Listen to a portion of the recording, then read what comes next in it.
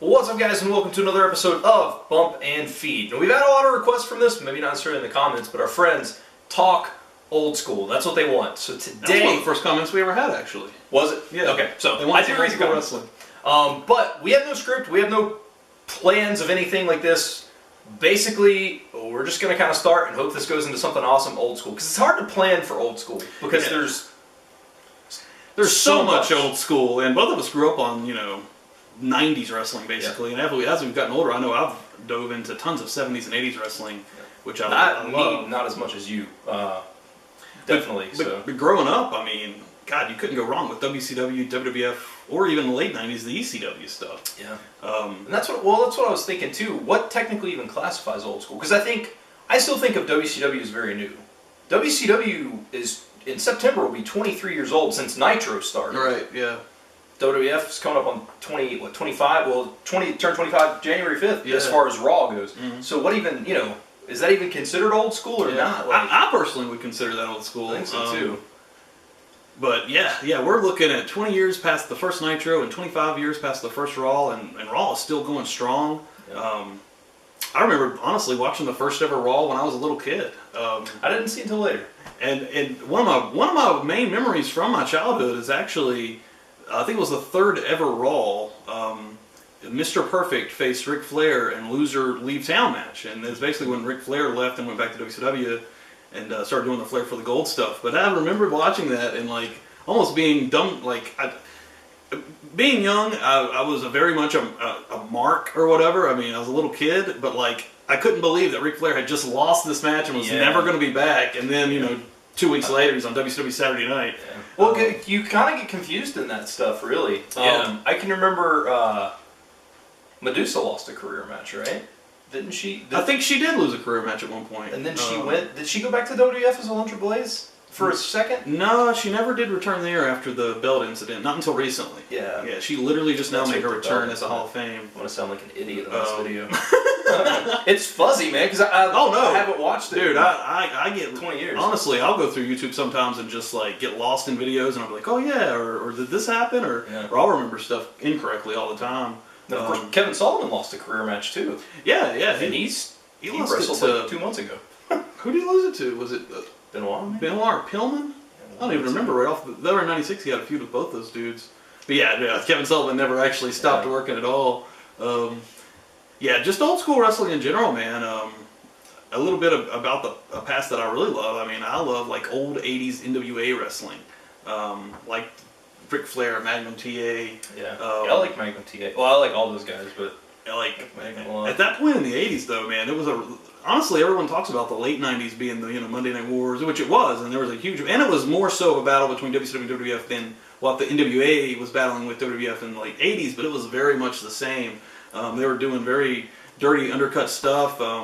For Survivor Series, the first ever Survivor Series was basically to shut out Starrcade. They were both basically at the same exact time.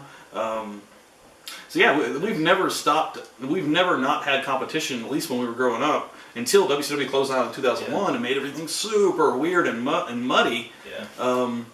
And competition, I think, well, first and foremost, I think competition is good. Oh, yeah. But I think that, and I know people say that WWE is the only thing, there's no competition, because people look at TNA differently.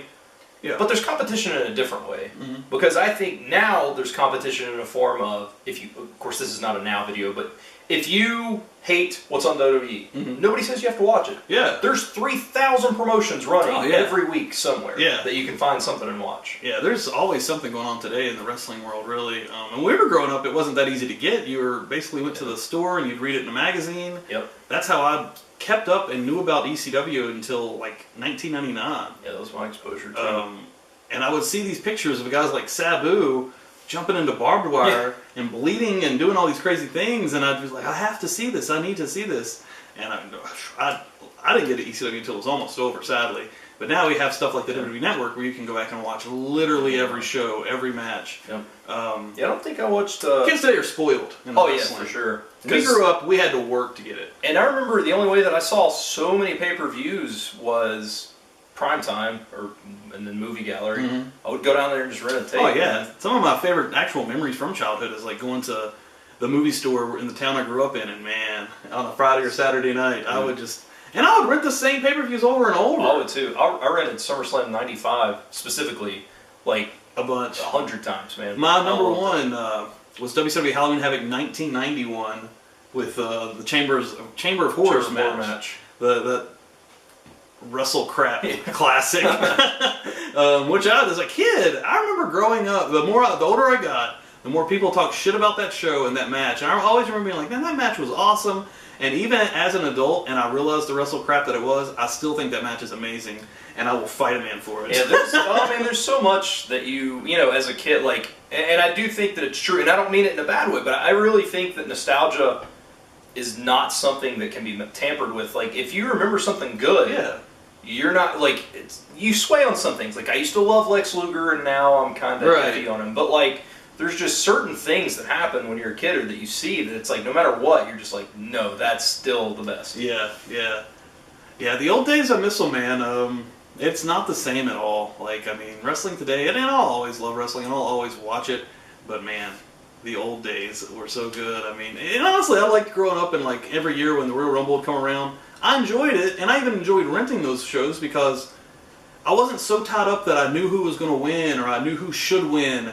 I would go in picking my favorite guy, and I'd be like, I want this guy to win, and when he got thrown out, or even if he won, whatever was happening, you know, I'd either be super sad or super excited. I wouldn't go and complain. Yeah. Today, I don't know. But I think the thing that I miss the most, old school-wise, is talent exchange. Oh, yeah. I just miss, like, hey, here's a Monday Night Raw. Here's Ricky Morton and Robert Gibson.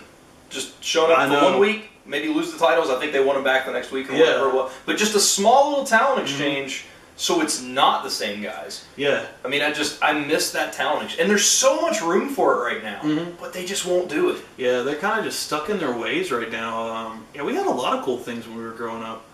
Like the speaking of which, on that side, like the WWF Light Heavyweight title tournament when Taka Michinoku won, they had Jerry Lynn was in that tournament, Tajiri was in that tournament, the Great Sasuke was in that tournament. So many guys that were literally there for a one shot, and they blew your mind. Like, it was just cool to get a little bit of a tasting of these different guys. I mean, it was okay back then to have, and it's a little bit more common. Specifically the last maybe 2 or 3 years, but it was okay to have your own style then. Yeah. You didn't have to have this cookie cutter style. Which we are kind of coming back to that, which is pretty cool. Like, the indies is really kind of, and especially like you said, within the last 2, 3, 4 years, have changed everything. Yeah. To where guys can have their own style and get noticed with that style. And usually, honestly, you want to have a different style than someone else. That's how you get picked out. Yeah. Jason Kincaid. Yeah, Jason Kincaid is somebody that's just awesome today, that has his own unique style that's, making waves in wrestling because of it. Now here's a random question, just going on this, like, on old school. Who's somebody now that you think would have benefited more? This is kind of the spur of the moment thing, but who do you think is somebody now that would potentially may have worked better? Who do you think's like maybe 10 years too far? They should have been back in maybe even the 90s. Like, do you think any specific characters? Yeah, I think Bray Wyatt would have done a lot better in the 80s or the 90s. I think so too. Because his character, I mean, it is what it is now, but when he first came in, he was really hot, and I still like Bray Wyatt. Yeah. Honestly, I don't have anything against him, but his character in the 80s or 90s could have had more of that aura about it, and like, especially because that was in the era of, there's almost too much wrestling today for someone like him, because he needs to be that, like, and I don't want to compare him to the Undertaker, but he needs to be that, like, he needs to have some mysticism to him that's not there at all now. Like, it's literally gone, that they once had. Well, it's because they got rid of vignettes. You don't have the Undertaker's got to face Yokozuna, so you don't have him going out to Lowe's buying 400 sheets of plywood so he can make a casket big enough to hold it. Like, you don't have anything and that may have served no purpose to anything, but again, it built into that head games, mind games, that kind of mystique about the Undertaker. Some of my greatest memories are some of those vignettes. Like, it's specifically the Undertaker ones. If he did not have the vignettes that he had back then, don't kill me. I don't know if he would have made it as far as he did today. Yeah, they definitely positioned him perfectly, and like, I don't know, it was more like a comic book. Like, you would kind of, I don't know, today there's too much wrestling. way too much wrestling on television for any single human to keep up with. Yeah. And not like the actual art of wrestling, but programming. Like actual, and I'm specifically talking about WWE here. They have way too much programming and try to fill way too many time spots. It's too much. It wears writers out. It wears performers out. And I know that that's what they're trying to help with the brand split, is to kind of reduce that load. Which does make sense. But man, I mean, you got 3 hours Monday to, well, technically 3 hours Tuesday, because you got 205 Live. Wednesday's NXT, which I guess is technically a different brand. Yeah. Those guys are still doing house shows. I mean, you've got stuff all week, and then pay-per-views are 5 and 6 hours now. I mean, it's just it's pretty ridiculous. Which goes into my point too about, I've always said, I think New Japan is fantastic, but I think part of the allure and the draw to New Japan from Americans is that we don't see it 200 plus hours a week. That's true. And I mean, and also they get time off. Like they have a little bit of a better system over there.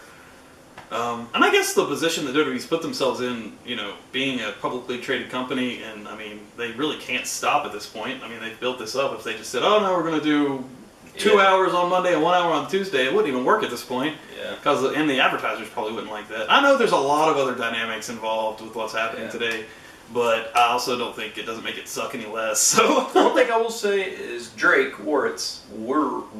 Younger is currently making a ton of money, hopefully, in WWE, so that's cool. But I miss the days of, and I know it's stupid, but I miss the days of non-publicly traded stuff. Like, I like that if Vince wanted to do something, he could. And obviously he probably still does to an extent. But I just like that there's nobody to answer to. You wanted to run something weird? Okay, you know. Today, and I mean, I'm not saying I want the Attitude Era back, but the Attitude Era literally couldn't happen today because that decision couldn't be made.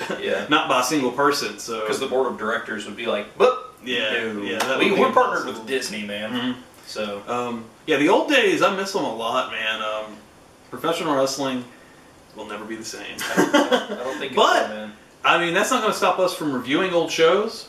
It's not going to stop us from talking about old shows, and anything you guys want to hear us talk about, whether it be shows or for specific guys, you know, drop some comments. We posted, both of us posted on Twitter, a poll that had a couple of shows in Your House 95, which we'll probably end up doing anyways. But the winner was Halloween Havoc 98. And also, fun fact, when I was thinking about these shows, I was literally just pulled a show out of my head, and I was like, cool, Halloween Havoc 98. I didn't realize Halloween Havoc 98 was reviewed so much, but it's the Hogan Warrior one, which makes sense. But I'm excited to do it, honestly. I mean, we've never done it, and it's a craptastic show that I'm excited to jump into, honestly. Me too. But we're going to be getting on that soon, and we'll get a watch going, and we'll get a video up, and we're going to keep the old school rolling. Keep the old school rolling, and hopefully we'll try to figure out maybe more topic related stuff. But I thought it was a good idea.